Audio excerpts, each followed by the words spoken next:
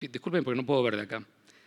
¿Cuáles son hicieron una encuesta a muchos laboratorios en el mundo, y ahí están representados los países, como ustedes ven ahí, y preguntaron cuál es el instrumento que más usan para los diagnósticos de desórdenes cualitativos de la plaqueta.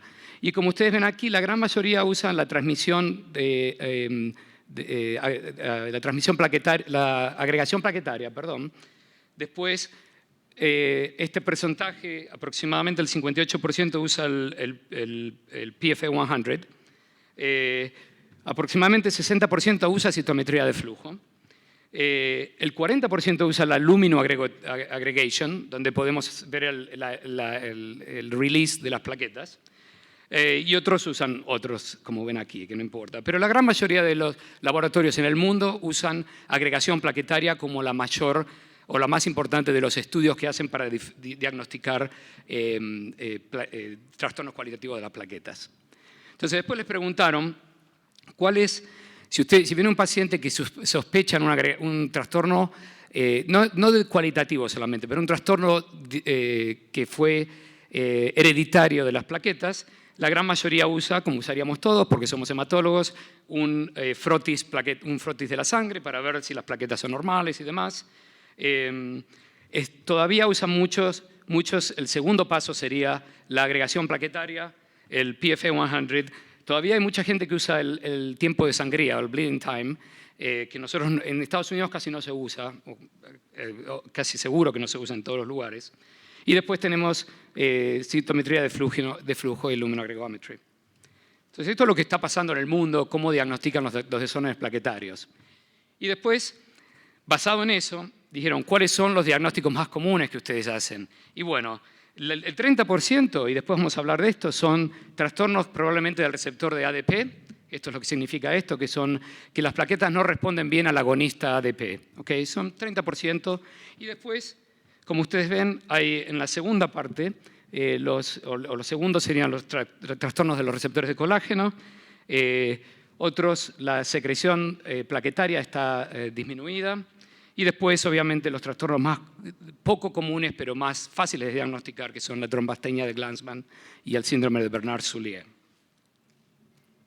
Este es nuestro agregómetro, que puse una foto para los que no están acostumbrados. Esto es un agregómetro plaquetario, esto es un contador de células. Actually es un contador veterinario, pero lo usamos también, uno puede moverlo a humanos y se puede usar para humanos también. Y ahí hacemos la cuenta de las plaquetas. Para recordarles a los que no están acostumbrados, la agregación plaquetaria de luminoagregometry es el platelet-rich plasma que se pone en una cuvette y hay la luz, un emisor de luz que pasa a través de esto y un detector de luz. ¿Y qué pasa? Cuando las plaquetas se agregan, entonces la luz pasa más fácil y se puede hacer una curva en cuanto al porcentaje de agregación plaquetaria en cuanto a tiempo, que les voy a mostrar en un minuto. Y después uno puede medir ATP, que es el otro detector. Esto es lo que sería luminoagregometry. Uno puede medir no solamente la agregación plaquetaria, pero también el release del ATP de las plaquetas. Entonces, si uno va de nuevo al gráfico que les había mostrado antes, los más comunes agonistas que usamos para agregación plaquetaria es el ADP, que va a actuar a través de sus receptores específicos, la ristocetina, el colágeno y el ácido araquidónico. Esos son los más comunes. Y después hay una serie de más poco comunes agonistas que usamos para tratar de determinar cuál es específicamente el receptor que está involucrado. Y después podemos hablar de esto si quieren más tarde. Entonces, esta es una curva normal de agregación plaquetaria, donde uno puede detectar el cambio de la forma de las plaquetas al principio, la primera onda de agregación plaquetaria que depende del agonista externo, y después la segunda onda generalmente depende de la secreción de la propia plaqueta. ¿Okay? Y ustedes ven cómo si ven el ATP, aquí puede medir el release de ATP de la plaqueta. ¿Y qué pasa cuando, por ejemplo, no hay gránulos en la plaqueta? Bueno, pasa esto, donde hacemos una primera fase de agregación plaquetaria, bien, este es el control, el rojo, y el azul, que no tiene gránulos, ustedes bien, hacen una buena agregación plaquetaria al principio, pero después se pierde porque no hay gránulos internos que perpetúen esa agregación plaquetaria. Entonces, Esto es lo que mostramos a los fellows muchas veces. Si ustedes tienen la agregación normal, esto es de un libro viejo que escribimos hace mucho tiempo, con los agonistas. Por ejemplo, si ustedes tienen el Glanzmann thrombastina, y esto es más que nada para la gente joven de la audiencia, van a tener que no agrega con nada excepto con ristocetina, porque la ristocetina lo único que hace es aglutinar plaquetas a través del receptor de von Willebrand. Después, si quieren, la agregación del síndrome de Bernard-Soulier generalmente agrega con todo, excepto por ristocetina. Eso se acuerdan para los exámenes, es muy importante. Después, lo que se llama storage pool defect, que es cuando no hay gránulos o cuando el contenido de los gránulos no es adecuado. Generalmente ustedes tienen agregación plaquetaria al principio, pero la segunda fase de la agregación está comprometida, porque no hay gránulos internos que tengan eso para perpetuar. Y la ristocetina funciona bien. Y después, si uno está en aspirina, en general uno no responde, y estos son los agonistas, no responde bien al ADP al principio, responde muy poco, pero después se pierde eso, no responde bien al colágeno, casi seguro, y después la ristocetina también muchas veces está comprometida con la aspirina. Entonces, en nuestro trabajo de laboratorio, lo que hacemos, y si las cuentas son normales, aquí tienen, si es normal y todavía hay una agregación plaquetaria que es normal, y nosotros pensamos que tiene algún problema el paciente. No vamos a hablar de Scott syndrome porque es muy raro, pero eso es una de las cosas que hay que rule out. Después, si ustedes tienen que es normal, excepto la ristocetina, como dije antes, es un Bernard-Soulier. Si ustedes tienen que estar totalmente ausente, pero se hace aglutinación con ristocetina, es una Glanzmann thrombastina.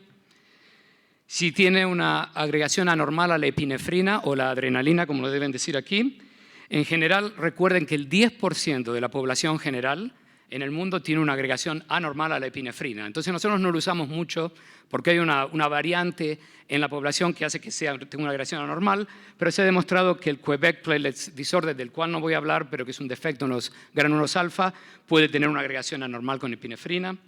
Y después, si hay una agregación anormal al ADP o al tromboxano, generalmente pensamos que hay, si obviamente sacamos todo lo que sea el efecto de las drogas, de que esa persona puede estar realmente pensamos que pueden ser defectos de estos receptores, que son los receptores que son específicos para ese agonista. Y después, si la segunda fase de la agregación, como les mostré antes, está comprometida, vamos a hablar de estos desórdenes en un minuto, pero son los que están generalmente afectados. ¿Okay? Entonces, no sé cuánto usan el PFM100 en México, pero allá se usa bastante como screening tool o como un escaneo para ver si el paciente, antes de hacer una agregación plaquetaria que cuesta mucho dinero y cuesta también mucha, es muy difícil de hacer porque necesitas mucha sangre y demás.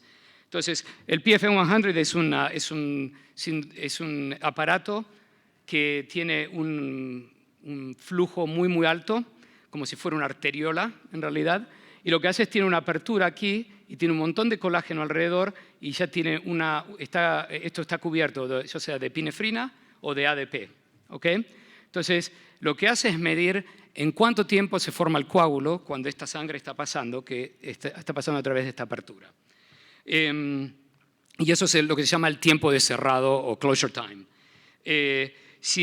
Los caveats de este instrumento es que si el paciente está anémico o si las plaquetas son menos de 100.000, también se afecta. Entonces, uno no puede hacer un buen diagnóstico si el paciente está trombocitopénico. Está generalmente muy prolongado en pacientes con enfermedad de von Willebrand severa y también en pacientes con trombocitopenia. Y generalmente está prolongado en pacientes que tienen una función plaquetaria deficiente significativa. Y esto es muy importante, porque la gran mayoría de los trastornos de las plaquetas que nosotros diagnosticamos en nuestro centro son muy moderados o muy leves. Entonces, en general, esto es normal y después la agregación plaquetaria es levemente anormal. Entonces, ¿cuáles son los resultados que ustedes tienen que saber? Bueno, si el paciente normal generalmente tiene el tiempo de cerrado, es normal. Pero si el paciente tiene está en aspirina. Y esto fue el motivo inicial por el que construyeron este aparato, para saber si la aspirina estaba funcionando en los pacientes. El EPI está prolongado y el ADP lo normaliza. ¿Okay? Y después, si tienen un Glanzmann, por ejemplo, una alteración plaquetaria muy severa, generalmente está bastante prolongado. Entonces, vamos a hablar de 4 síndromes en los próximos 5 minutos, que son los yo no diría que son los más comunes, pero que son los que uno no puede dejar de diagnosticar. Entonces, uno de ellos es la trombastenia de Glanzmann, que fue descrita por Glanzmann, que era un pediatra suizo en los años 30 y que diagnosticó esta enfermedad. Y en realidad, cuando el doctor von Willebrand publicó su primer paper en von Willebrand disease, yo después le voy a mostrar en la segunda parte, en la segunda charla, comparó von Willebrand con la trombastenia de Glanzmann, porque todos los pacientes tenían sangrado que era muy similar, que es mucocutáneo. ¿Okay? Entonces, el defecto está en este receptor, recuerden, y uno puede tener Glanzmann 1 o 2. El 1 es cuando hay una alteración total en el receptor y ya no hay ningún tipo de receptor.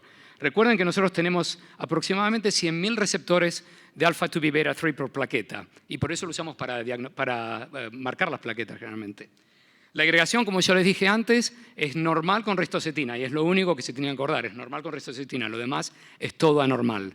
Entonces, cuando viene un paciente como eso, nosotros decimos, bueno, vamos a medir el receptor. Y entonces hacemos citometría de flujo. Y medimos estos dos, que son en realidad los anticuerpos que miden las dos partes del alfa-2 beta-3, que es una integrina. Hacemos citometría de flujo, y si la citometría de flujo da que el receptor está ausente o severamente deplesionado, entonces decimos tiene trombastenia de Glanzmann. Generalmente se hereda de una manera autosoma recesiva, o sea, uno tiene que tener 2 mutaciones de los padres. Y lo más importante es que las plaquetas, si uno las ve en el frotis sanguíneo, son normales y parecen normales, y la cuenta plaquetaria es normal. Y estos pacientes sangran mucho, por eso hay que diagnosticarlos, porque estos pacientes mueren de hemorragias más tarde en la vida muchas veces. ¿Cuáles son la genética de este desorden? Es lo único que les voy a contar, es que porque estamos trabajando seriamente tratando de caracterizar esto.